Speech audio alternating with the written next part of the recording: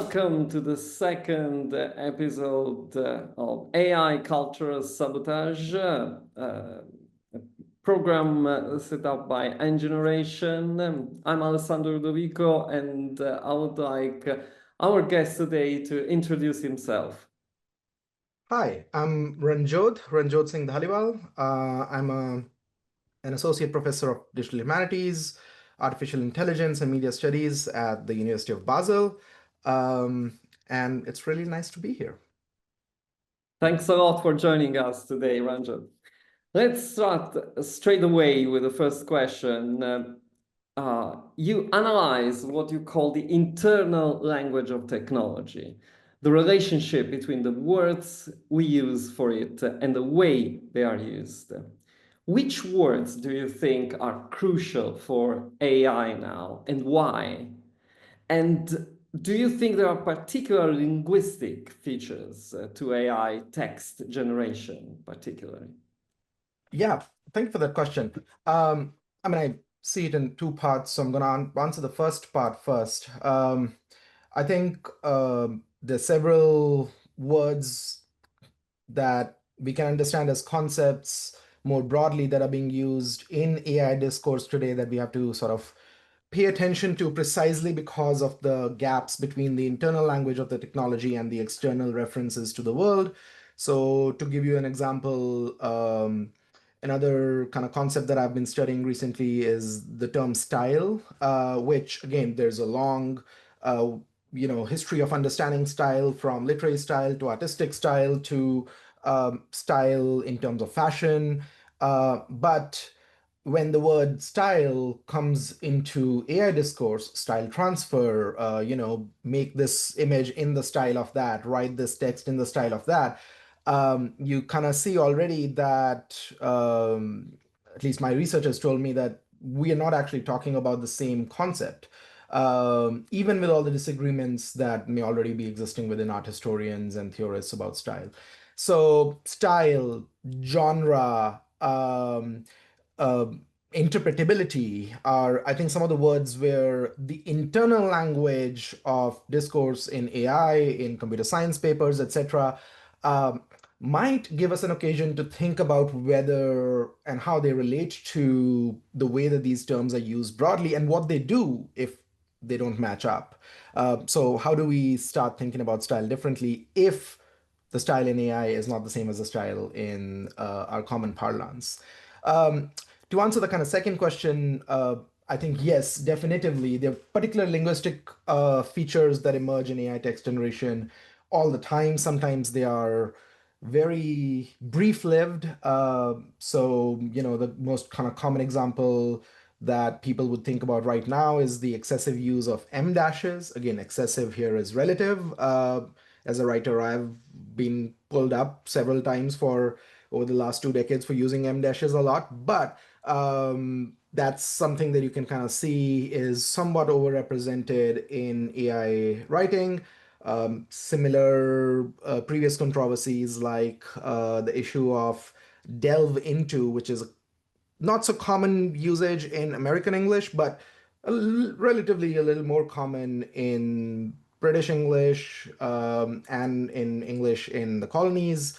You can kind of see these emergences of different linguistic features that sometimes are quickly squashed, sometimes go back into the general well, and occasionally stick around and then become these phantoms that people somehow try to see whether a text is AI generated or not, uh, even though the kind of efficacy of that diagnosis is questionable. Yeah, I'm just curious, follow up for a second. Do you think that, there's a difference between, substantial difference between having these particular words or signs like the M dash for AI generation compared to viral way of saying or particular words that before started to circulate just through different type of circulations like posts, social media, specific people using them.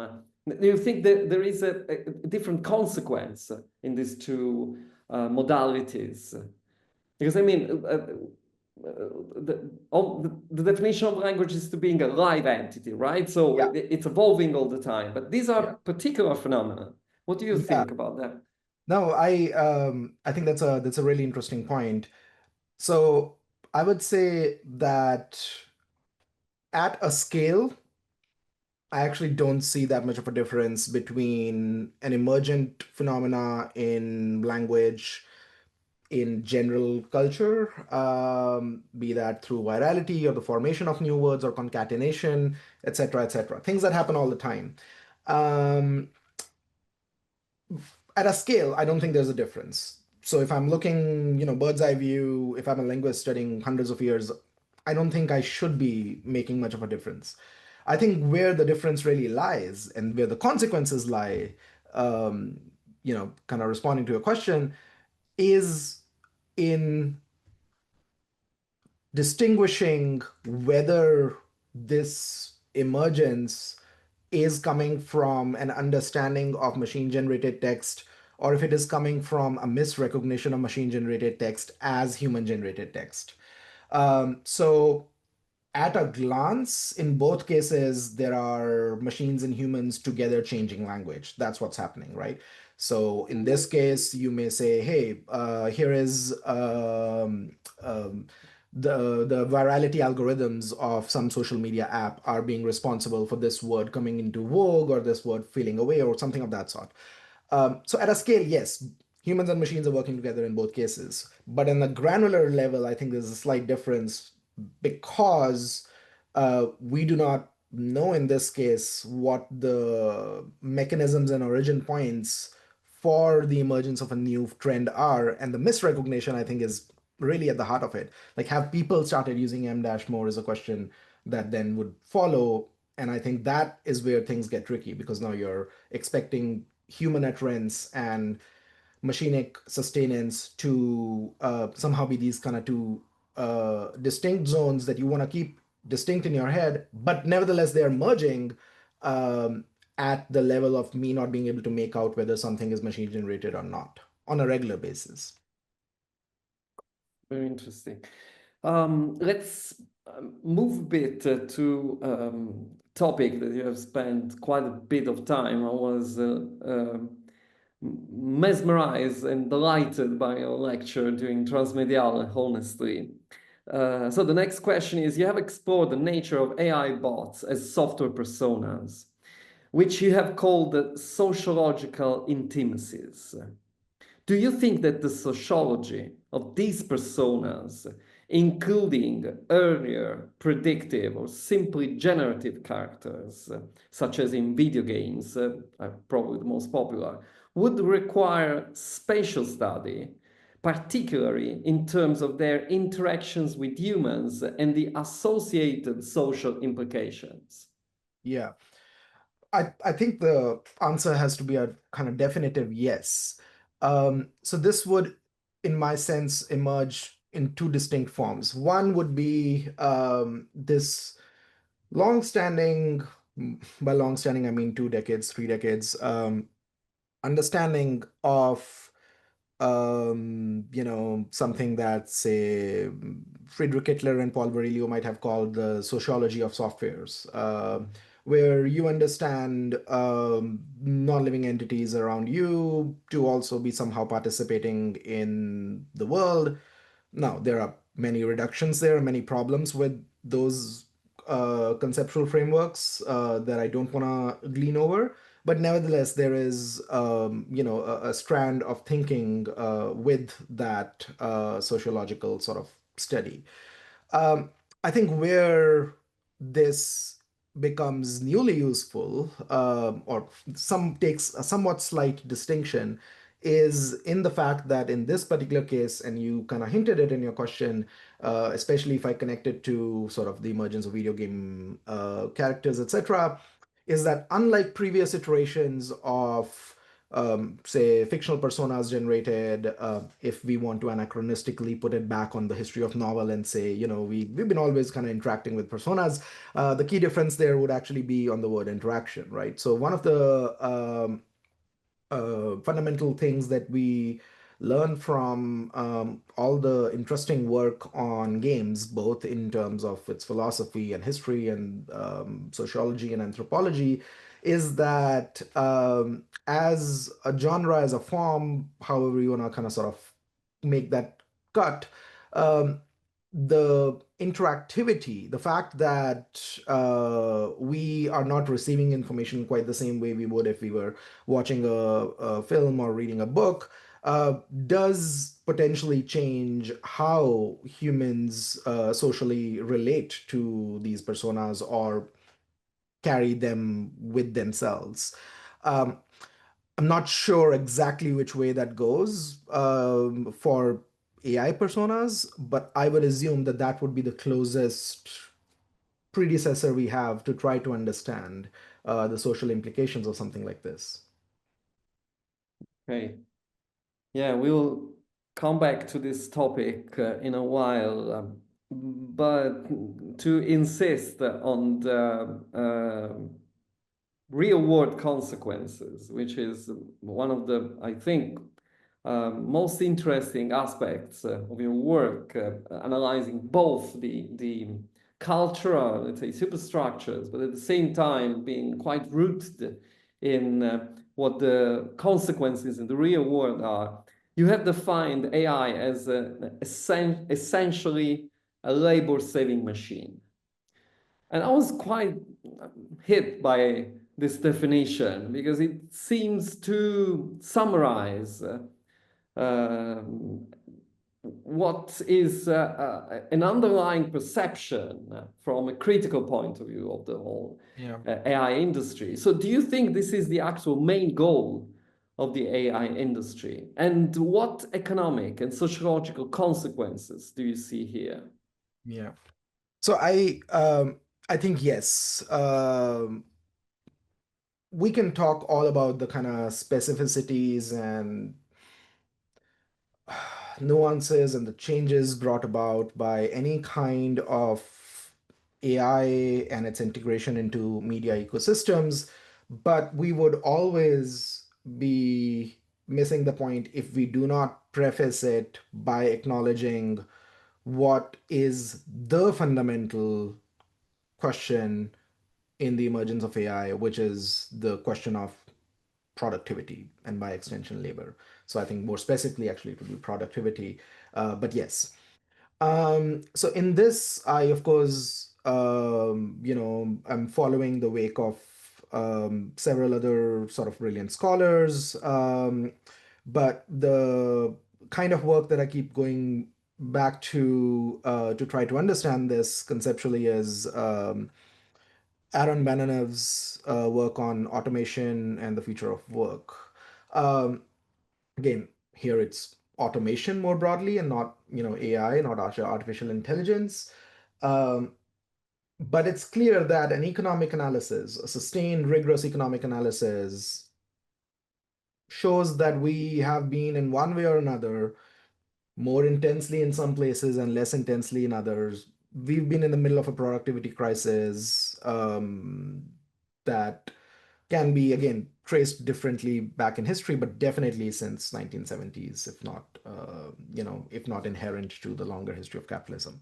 Now, AI can be many things and can do many things, and we can use it in many ways, or we can make different kinds of things, but it doesn't change the fact that the underlying problem here that is being tried to solve is one of declining rate of growth of productivity.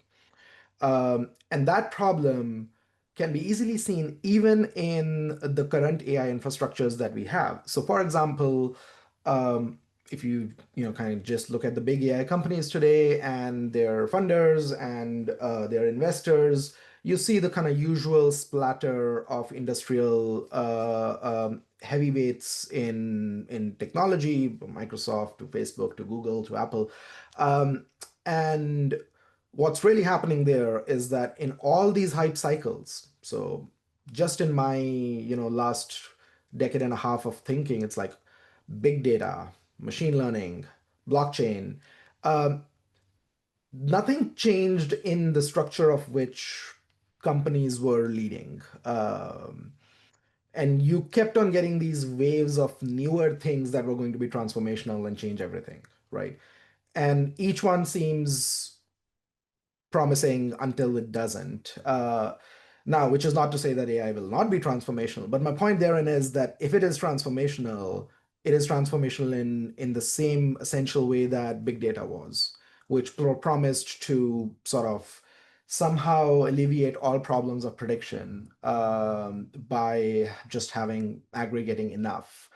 Um, Now, AI creates more data, and that's a different issue. But what will always be lost, whether we're looking at it artistically or culturally, is the fact that at the core, the desire, the hope, not of any one person, not, but structurally, is that of increasing the productivity. So if I have to hire 10 less people and do the same amount of work, or maybe more, or, if I'm in journalism, if I write more articles with fewer journalists employed, that is my hope in this case that will save my newspaper or magazine or my industry, and a similar hope in other kind of industries that use cognitive labor as well.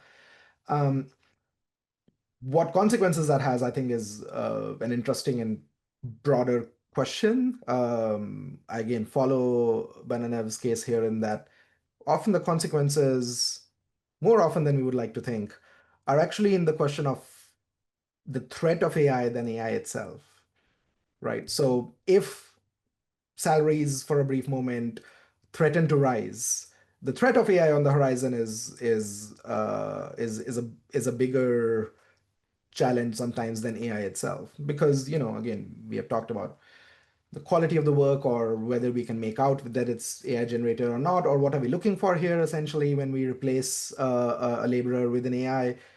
And there are all kinds of debates that one can have there, augmentation versus replacement, all valid debates.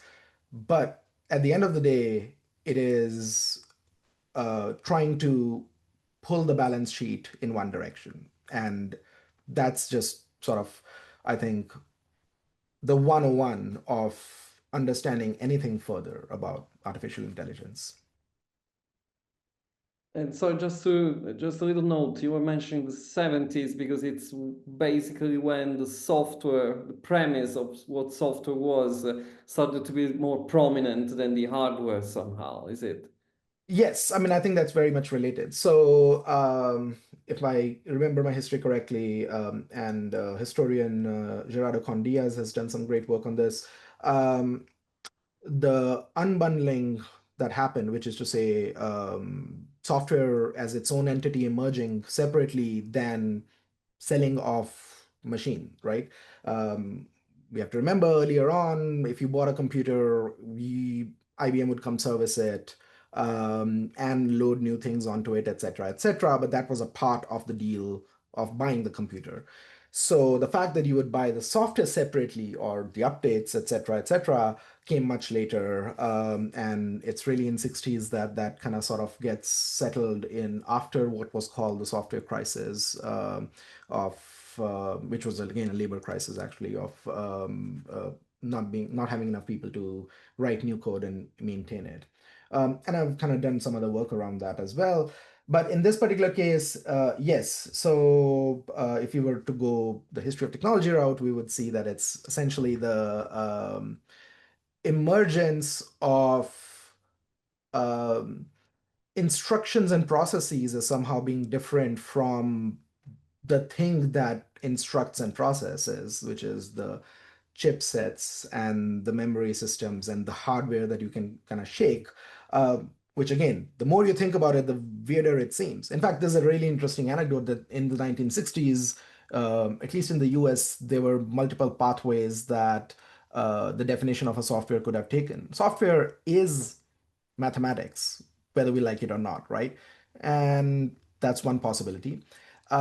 Software is also writing. like it is really written code. And then software is a process. It's a sort of a a machinic, predictable, regular process, predictability in question. Um, but the reason that software isn't considered mathematics today is not because it's not. It's because mathematics cannot be patented. So software can be copyrighted. The writing can be copyrighted, just like novels are and poems are. And software can be called a machine and patented. But if it was defined as mathematics, you would lose that revenue stream forever because there is no intellectual property over it. This was the fight that was happening in the 1960s. And the resolution of this fight meant that another line of revenue opened up for IBM, which was for a brief moment wondering if it would survive in the same way that it could. Much of this is downstream of that. There's the economic history angle to it. There's the cultural history angle to it. There's the global geopolitics angle to productivity problems. But this is the sort of history of computing angle to the productivity history that we are talking about. Great. And on this line, and speaking of labor, again, you have explained how underpaid labor involving thousands of people in third world countries, mostly, is essential to turn a mere predictive model into a plausible chatbot, particularly. For curating questions and answers to train the machine learning model. And this mechanism has already been exposed more than once for various AI companies. There was a news just a couple of days ago about this, hundreds of engineers discovered behind an AI company, working model, of course. So from a linguistic perspective, do you think this is a difficult task for software in general? The linguistic one, of course. And doesn't this re-establish the superiority of humans in contingent tasks compared to database-based predictive models? Yeah, I think that's a great question. I would have to think more about the kind of linguistic side of it, primarily because I'm not a linguist, even though I study the kind of history of language and literature. But I would say yes, general discourse, general ways of being in the world, writing that we read, study, produce, our conversations, they're not always predicated upon the model of question and answer. In fact, I perhaps might argue that much more writing in the world does not understand that clear distinction of two entities doing a dialogue, especially a question and answer dialogue. So to convert a text prediction technology into that requires some hand holding, which is the part that you were mentioning, the fact that you need well, at least in early days, you needed human generated Q&A subsets that are then outsourced to countries with cheaper labor. And then you use that to train your model to kind of distinguish between question and answers, and slowly it becomes a chatbot from initially being a really sophisticated text prediction machine, which again is a longer thing, right? Like, I mean, we had text prediction in the Gmail or on our T9 phones for decades now. But text prediction doesn't do the trick, right? This converts it into a sort of a Q&A that you can then take forward. And I think, yeah, at least early on, it was a difficult task. I think it's somewhat become easier now via newer forms of generating synthetic data that also generate some of these Q&As for training. But nevertheless, that pre-training of using Q&As is required. No model is a chatbot at its birth. And that's, I think, an important distinction to make, the distinction between GPT and ChatGPT, for example. And to answer your second question, undoubtedly, I do think this reestablishes the superiority of humans in these kind of contingent tasks compared to database predictive models. I mean, I think the most famous way of understanding that superiority, and again, there are some critiques of it, I think, that are worth acknowledging, but the most famous way of understanding the superiority is through what popularly is known as kind of model collapse, or which was earlier known as kind of model dementia. So the hypothesis there being, and the hypothesis has been tested by several computer scientists, being that if you generated a large amount of text and trained a new model on just the generated text and not on human written text originally, which is what we've kind of scraped and stolen from the internet, then yes, the new model would still work. But now, if you ask this new model to generate text and then train a third one exclusively using this generated text, yeah, it would work. But in 4 cycles, it would start producing gibberish.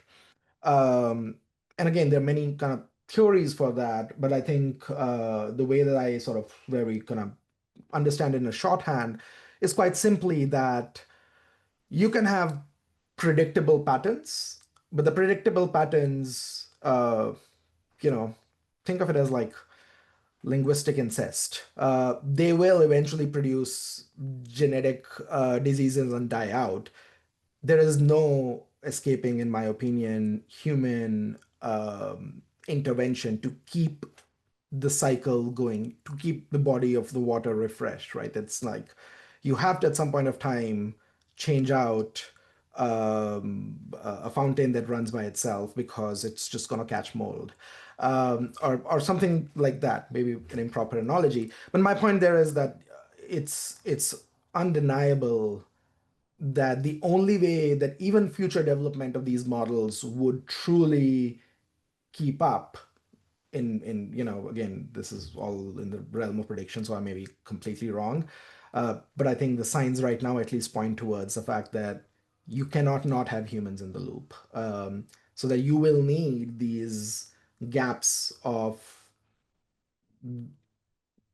cost of labor to keep uh, the model prices low in the future. That's very interesting, and I mean, it relates to one of the most basic um, fantasies and misunderstandings, I think, about AI, which is, the limits, possible limits, how these limits can be overtaken in the future or not, and the differences. And I think, I mean, most of it is related to the fact that we kind of project ourselves into these software models. And speaking of projecting ourselves and identities, which is the other part of your research into personas, you said that large language models become role-playing machines, and they work through dramatic persona, characters, basically. Why do you think we confuse role-playing with real interactions when we are online? Because sometimes it's not just misunderstanding a conversation made by a bot rather than a person, but it's really the attitude that we have, I think, that it's different. And what are the missing elements? Do you think the increasing sophistication of this dramatis persona will further weaken our ability to differentiate between them? Yeah.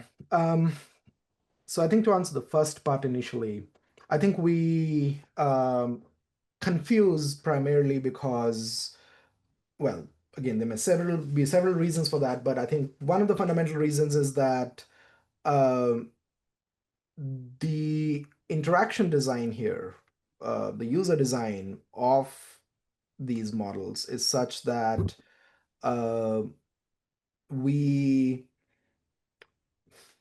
the way I think of it is like, if I have the form of a chat and there is an empty message box here waiting for me to type things in, or another message box that I know is going to come from the other side, um, That looks very similar for AOL, like, for Yahoo Messenger, for MSN, like the older days, and it does for WhatsApp or Signal or SMS.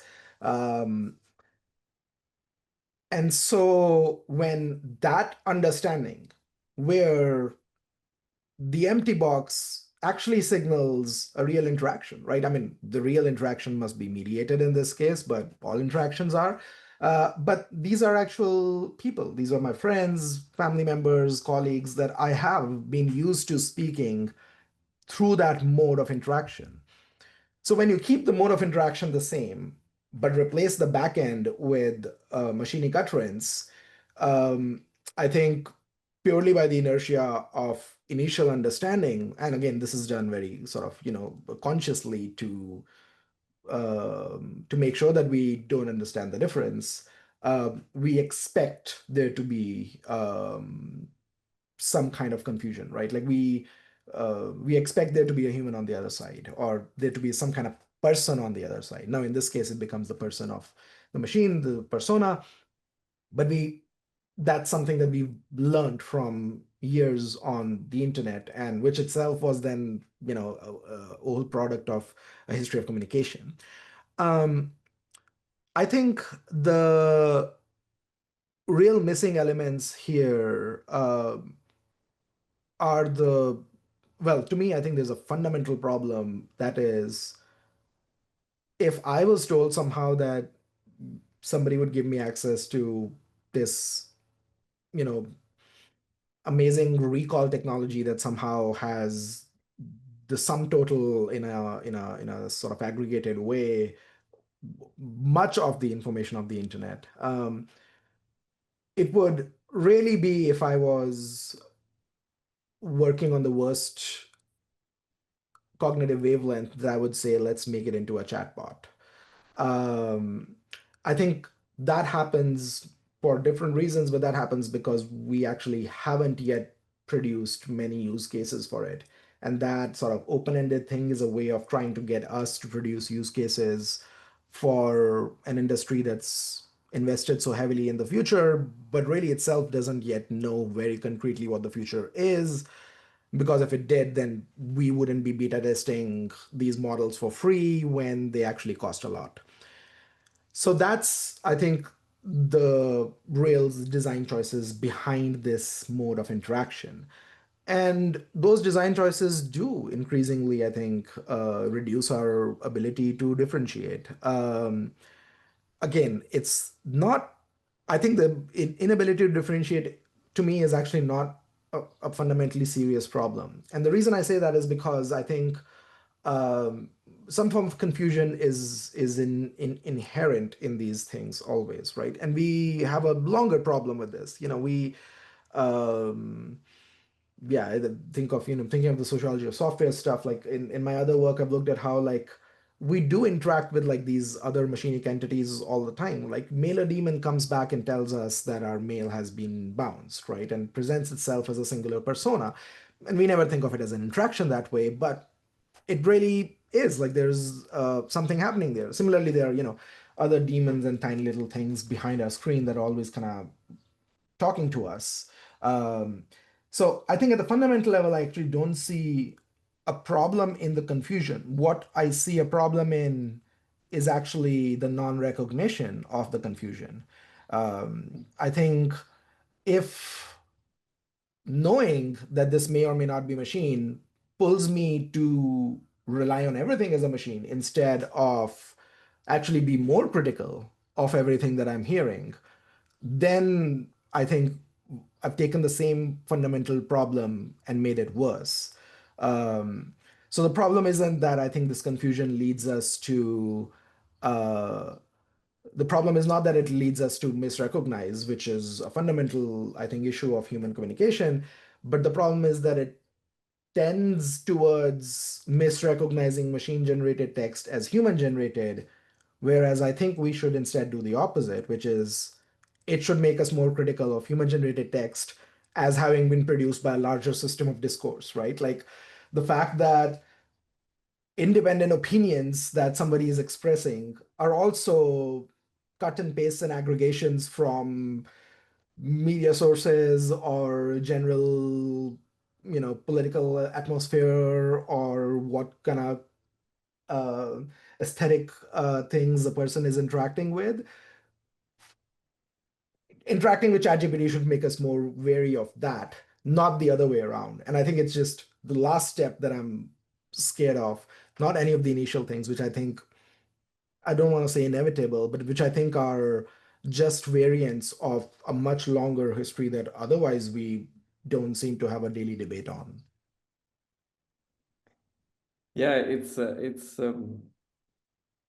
very interesting, also related to expectations that we have somehow. And it's very interesting that you mentioned the empty box, because I think that it has become a very symbolic way for us, because it's empty.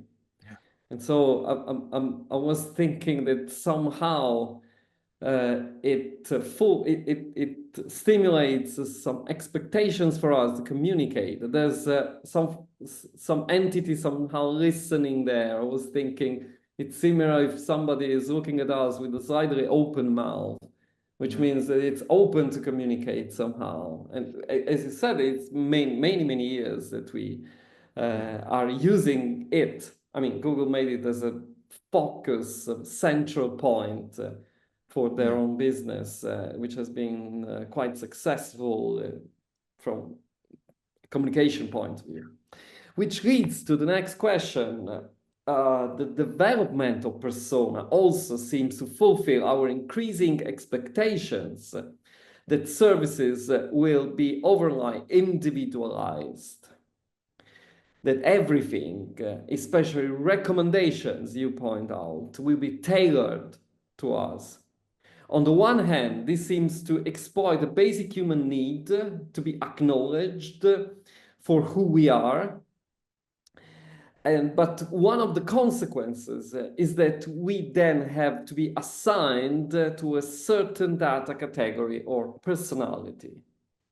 Do you think these mechanisms, which also seduce our ego and vanity somehow, like the likes and the friends on social media, especially the figures related to them, will have similarly quite devastating consequences for culture?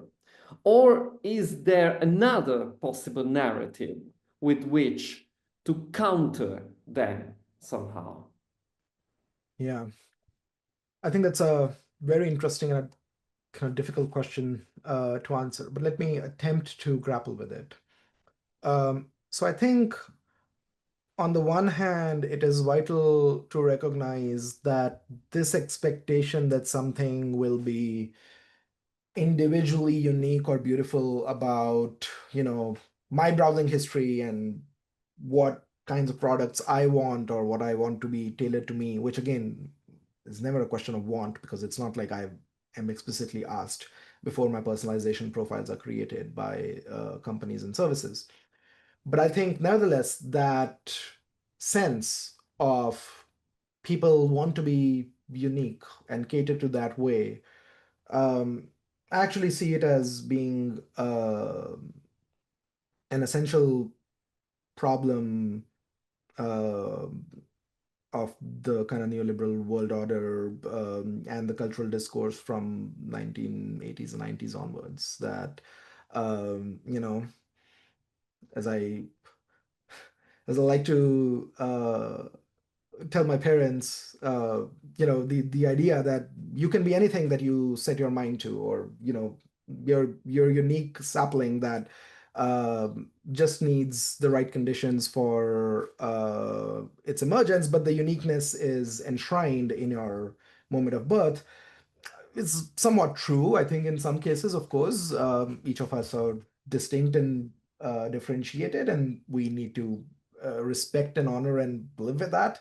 But on the other hand, it seems to belie, it seems to uh,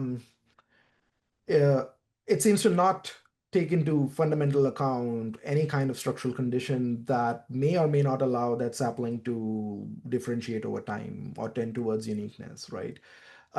So um, no, I mean, we cannot be anything that we set our minds to. When we cannot, not every smart kid will do that, not because they couldn't, but primarily because of the structural conditions. If you tell me that there were jobs of a certain kind that paid a certain salary in 1950s, in the anomaly that was 50s to 40s to 80s, and then you tell me that those jobs don't exist anymore, it does not matter in some cases how good you are or like how unique you are, right? So what I'm trying to say is that I think it's a larger cultural problem of wanting that uniqueness and somehow I think being deceived by the fact that that uniqueness is just around the corner for all of us in every way, right? So the most pragmatic way to understand this is that in personalization, I think if one were to really take that to its extreme, we would really have to do multivariant analysis on 8 billion people. And that is a ginormous technical challenge that nobody really wraps our heads around when we think that something is personalized to us. So what really actually ends up happening is these kind of categorizations, these breakdowns into certain personality types and other markers that may be our geographical location or other, interest categories, which again itself is a personality type demarcation. And so, yes, I think on the outset, it's clear that these have devastating effects for culture because while promising uniqueness through the back door, a kind of even more startling homogenization is sneaked in, and that I think is challenging for culture at large.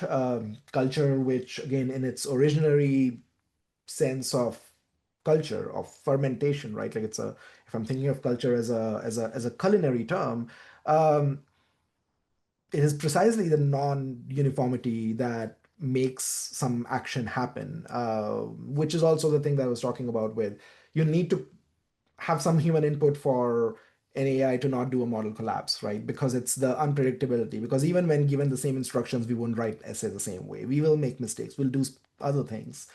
Um, and what that means is that I think there are kind of more devastating consequences in the emergence of subcultural formations. Um, I think for me, the guide here best would be the communication scholar Wendy Chun's work on homophily. The idea that if two and other people have also kind of looked at it, but the idea that some similar attribute ascribed to two entities means that other things will also be similar, um, which does not actually, I think, map out in quite the same way in real life. Because if that was the case, then siblings would never have differing opinions about anything because you're standardizing for every other part of what you can assess about this individual. Um, Instead, I do heed Professor Chun's call to sort of think about how to kind of queer homophily, which, I think in her case means using that expectation of similarity to actually diagnose what of these very basic assumptions. So like, yeah, people in a similar zip code will like similar things. Um, what kind of like that basic assumptions, whether that's questions of race with zip code or gender of other or other categorizations that emerge in that no, people aren't always the same, but personalization both promises the uniqueness and then delivers the sameness, and until we actually have a good diagnosis of what is happening to us, um, I don't think we can kind of stop that slide. Though I do think that some of that I think might happen by itself in the coming days, because with the both with some kinds of regulations, but also with people themselves, in some cases at least, starting to understand that um, I may just not actually have the credit score that I need to buy the things that are being recommended to me, or through actual financial collapses of companies that do those kinds of loans, we may ultimately, I think, the materiality will burst the bubble of personal uniqueness that was both true and a really bald-faced lie that we've been living it for 3 or 4 decades now. Yeah, it kind of defines one of the core um, traits that are that we need to discuss somehow, and instead it's not. Which leads perfectly to the next question, which is suppose it is increasingly recognized that AI can understand, as you put it, the word that was and not the word to come, which again is another quite crucial point about the whole AI, let's call it bubble. Do you think we are taking serious cultural risks by accepting linguistic relativity theories as true? Mainly, these theories are about the language directly influencing our worldview and cognition. Yeah. I mean, I think my answer to that would be yes and no. Yes, because I think the problem with some of those understandings lie less in the basic hypothesis of influence. So, language influences our worldviews or cognitive abilities or capacities, uh, but more on the question of determination, which is that it may influence for sure, but it doesn't completely determine it. That one can't predict or one cannot decide and locate precisely our worldviews or our cognition from sort of linguistic difference. So the way that I would think about this is that um, we mistake often, I think, and by we as mean like, myself is kind of like a general part of the culture. We mistake um knowing or feeling like something is known about the world with feeling like something is sayable about the future, right? So the question of the past and the present here, I think, is fundamental because um, even if somehow we knew things about the past in this very definitive way from scraping all of the language of the world, which again will not encounter and which will not sort of account for embodied experiences or things that are beyond language, if there are things beyond language, touch and smell and whatever, vision. But even if somehow all of that was accounted for, the world in the past has many things that we don't want the world in the future to have.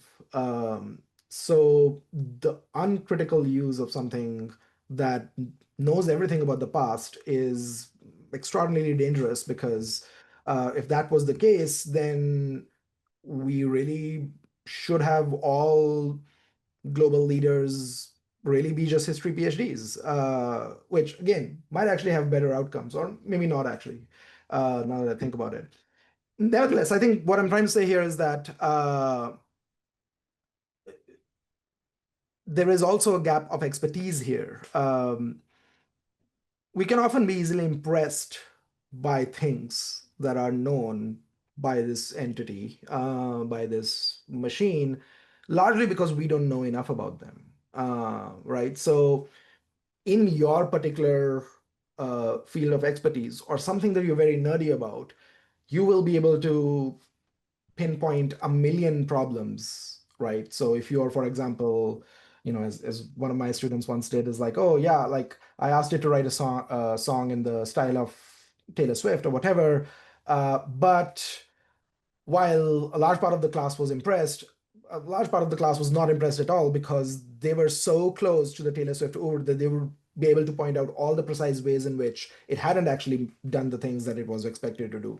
So this was an expertise in kind of Taylor Swift discography, but I can imagine the similar way that the impression is actually in a complete fantasy of things that we don't know, and as a result, we are impressed. But that impression doesn't necessarily mean that a random person at a party who tells you a lot about how columns are made, maybe it's a architectural historian or whatever, will be someone that I would then take advice on everything else in my life. And I think that fundamental problem of not just knowledge of the past, but of who is asking the question, who is impressed by what knowledge, who's impressed by what kind of utterances, further complicates the question of the language to kind of cognitive determinant more generally that you rightly pointed out.